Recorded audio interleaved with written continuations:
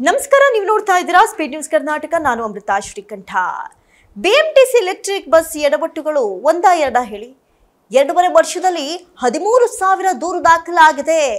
ಬೆಂಗಳೂರಿನಲ್ಲಿ ಪರಿಸರ ಸ್ನೇಹಿ ಅಂತಲೇ ಖರೀದಿಸಲಾಗ್ತಾ ಇರುವಂತಹ ಎಲೆಕ್ಟ್ರಿಕ್ ಬಸ್ಗಳು ದಾರಿ ಮಧ್ಯೆ ಕೆಟ್ಟು ನಿಂತು ಟ್ರಾಫಿಕ್ ಸಮಸ್ಯೆಯನ್ನ ಉಂಟು ಮಾಡ್ತಾ ಇರೋದು ಒಂದು ಕಡೆ ಆದ್ರೆ, ಮತ್ತೊಂದು ಕಡೆ ಅನುಭವ ಇಲ್ಲದ ಚಾಲಕರನ್ನ ಇವರು ನೇಮಕ ಮಾಡ್ಕೊಂಡಿರುವಂತಹ ಕಾರಣ ಅಪಘಾತಗಳ ಸಂಖ್ಯೆ ಹೆಚ್ಚಾಗ್ತಾ ಇದೆ ಅಂತಲೂ ಹೇಳಲಾಗ್ತಾ ಇದೆ.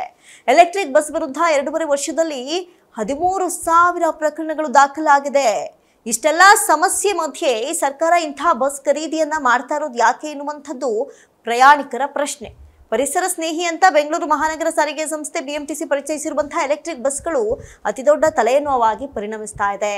ಪರಿಸರ ಸ್ನೇಹಿಯಾದ್ರೂ ಜನಸ್ನೇಹಿ ಆಗಿಲ್ಲ ಅನ್ನೋದು ಪ್ರಯಾಣಿಕರ ವಾದ. ಕಳೆದ 2.5 ವರ್ಷಗಳಲ್ಲಿ ಈ ಬಸ್ಗಳು ಮಾರ್ಗ ಮಧ್ಯೆ ಕೆಟ್ಟು ನಿಂತಿರೋದು, ಚಾಲಕರ ಬೇಜವಾಬ್ದಾರಿ ಚಾಲನೆ ಸೇರಿದಂತೆ ಸುಮಾರು 13,000 ಪ್ರಕರಣಗಳು ದಾಖಲಾಗಿವೆ. ಬಿಎಂಟಿಸಿ 2021ರಿಂದ ಗುತ್ತಿಗೆ ಆಧಾರದ ಮೇಲೆ ಒಟ್ಟು 1,700 ಎಲೆಕ್ಟ್ರಿಕ್ ಬಸ್ಗಳನ್ನ ರಸ್ತೆಗೆ ಇಳಿಸಿಕೊಂಡಿದೆ. ಇದು ಸಂಸ್ಥೆಯ ಒಟ್ಟು ಬಸ್ಗಳ 25% ಅಷ್ಟಿದೆ. ಇನ್ನೊಂದಷ್ಟು ಎಲೆಕ್ಟ್ರಿಕ್ ಬಸ್ಗಳನ್ನ ಖರೀದಿಸುವಂತಹ ಯೋಜನೆಯೂ ಕೂಡ ಇಲ್ಲಿದೆ. ಆದ್ರೆ ಇರುವಂತಹ ಬಸ್ಗಳಲ್ಲಿ ತಾಂತ್ರಿಕ ದೋಷದಿಂದ ರಸ್ತೆ ಮಧ್ಯೆ ಯಾವಾಗ ಬೇಕೋ ಆಗ ಕೆಟ್ಟು ನಿಂತು ಟ್ರಾಫಿಕ್ ಸಮಸ್ಯೆಯನ್ನ ಉಂಟು ಮಾಡುತ್ತೆ. ಇವೆಲ್ಲವೂ ಕೂಡ ಒಂದು ಕಡೆಯಾದ್ರೆ ಎಲೆಕ್ಟ್ರಿಕ್ ಬಸ್ಗಳಿಂದ ಅಪಘಾತಗಳ ಸಂಖ್ಯೆಯೂ ಕೂಡ ಹೆಚ್ಚಾಗ್ತಾ ಇದೆ. ಇನ್ನು ನೀವು ನೋಡಿರುವಂತೆ ಅದೆಷ್ಟೋ ಅಪಘಾತಗಳು ಎಲೆಕ್ಟ್ರಿಕ್ ಬಸ್ಗಳಿಂದ ಸಂಭವಿಸಿರುವಂತದ್ದು ಪ್ರತಿನಿತ್ಯ ಅಥವಾ ಪ್ರತಿ ತಿಂಗಳಿಗೊಮ್ಮೆ ಅಥವಾ ಪ್ರತಿ ವಾರಕ್ಕೊಮ್ಮೆ ವರದಿ ಆಗ್ತಾನೆ ಇರುತ್ತೆ. ವೇಗದ ಚಾಲನೆಗೆ ಸಂಬಂಧಿಸಿದ ದೂರುಗಳು ಕೂಡ ಹೆಚ್ಚಾಗ್ತಾ ಇದೆ. ನೋಡಿ, ಬಹಳಷ್ಟು ಸ್ಪೀಡ್ ಆಗಿ ಹೋಗುತ್ತೆ ಎನ್ನುವಂತಹ ಕಂಪ್ಲೇಂಟ್ಸ್ ಕೂಡ ಇದೆ. ಬಿಎಂಟಿಸಿ 2021ರಿಂದ ಕಾಂಟ್ರಾಕ್ಟ್ ಬೇಸಿಸ್ ಮೇಲೆ ಒಟ್ಟು 1,700 ಎಲೆಕ್ಟ್ರಿಕ್ ಬಸ್ಗಳನ್ನ ಫೀಲ್ಡ್ಗಿಳಿಸಿದೆ, ಅಂದ್ರೆ ರಸ್ತೆಗಿಳಿಸ್ಬಿಟ್ಟಿದೆ. ಇದು ಸಂಸ್ಥೆಯ ಒಟ್ಟು ಬಸ್ಗಳ 25% ಅಷ್ಟಿದೆ. ಇನ್ನಷ್ಟು ಎಲೆಕ್ಟ್ರಿಕ್ ಬಸ್ಗಳನ್ನ ಖರೀದಿಸುವಂತಹ ಯೋಜನೆ ಕೂಡ ಇವರಲ್ಲಿ ಇದೆ.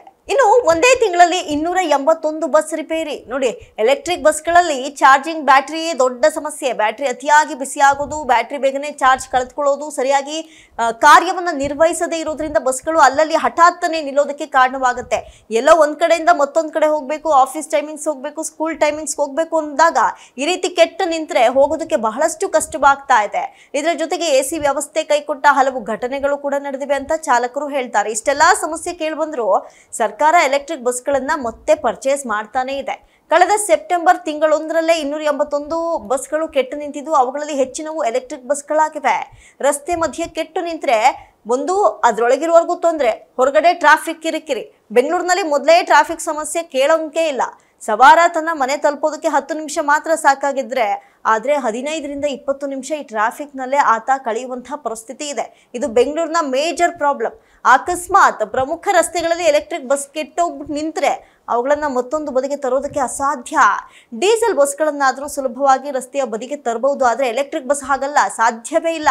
ಇದಕ್ಕಾಗಿ ಬಿಎಂಟಿಸಿ ಪ್ರತ್ಯೇಕ ಟೋಯಿಂಗ್ ವಾಹನಗಳನ್ನ ಮೀಸಲಿಟ್ಟಿದೆ. ಇಲ್ಲಿ ಬೈಕಲ್ಲಿ ಹೋಗೋದೇ ಕಷ್ಟ, ಅಂತದ್ರಲ್ಲಿ ಬಸ್ನ ಒಂದು ಸೈಡ್ ನಿಲ್ಸೋದು ಬಹಳಷ್ಟು ಕಷ್ಟ.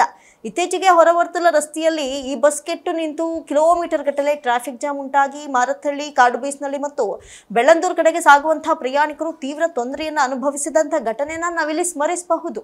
ಇನ್ನು ಎಲೆಕ್ಟ್ರಿಕ್ ಬಸ್ಗಳ ನಿರ್ವಹಣೆಯನ್ನ ಖಾಸಗಿ ಕಂಪನಿಗಳು ನೋಡ್ಕೊಳ್ತಾವೆ. ಈ ಕಂಪನಿಗಳಿಂದ ನೇಮಕಗೊಳ್ಳುವ ಚಾಲಕರಲ್ಲಿ ಅನುಭವದ ಕೊರತೆ ಸ್ಪಷ್ಟವಾಗಿ ಕಾಣಿಸ್ತಾ ಇದೆ ಅನ್ನೋದು ಕೂಡ ಹಲವು ವರ್ಷಗಳಿಂದ ಕೇಳಿ ಬರ್ತಾ ಇರುವಂತಹ ವಾದ. ಎಕ್ಸ್ಪೀರಿಯನ್ಸ್ ಇಲ್ದಿರೋರನ್ನ ತಗೊಂಡ್ ಬರ್ತಾರೆ. ಇದರಿಂದ ಅಪಘಾತದ ಸಂಖ್ಯೆ ಜಾಸ್ತಿ ಆಗುತ್ತೆ. ಅವರ ಅಜಾಗರೂಕತೆ ಮತ್ತು ವೇಗದ ಚಾಲನೆ ಏನಿದೆ, ಇದರಿಂದ ಆಕ್ಸಿಡೆಂಟ್ಸ್ಗಳು ಸಂಭವಿಸುತ್ತೆ ಅಂತ ಅನುಭವವುಳ್ಳ ಚಾಲಕರು, ಪ್ರಯಾಣಿಕರು ಮತ್ತು ಅಧಿಕಾರಿಗಳು ಈ ಬಗ್ಗೆ ಹೇಳ್ತಿದ್ದಾರೆ. ಒಟ್ಟಾರೆ ಮುಂದೆ ಈ ಬಸ್ಗಳಿಂದ ಯಾವುದೇ ದುರಂತ ಸಂಭವಿಸದಂತೆ ಅಧಿಕಾರಿಗಳು ಸೂಕ್ತ ಕ್ರಮ ವಹಿಸಲಿ ಅನ್ನೋದೇ ನಮ್ಮ ಆಶಯ. ಇದಾಗಿತ್ತು ಈ ಕ್ಷಣದ ವಿಶೇಷ. ನೋಡ್ತಾ ಇರಿ ಸ್ಪೀಡ್ ನ್ಯೂಸ್ ಕನ್ನಡ, ಸುದ್ದಿ ನಿಮ್ದು, ಬೇಗ ನಮ್ಮದು.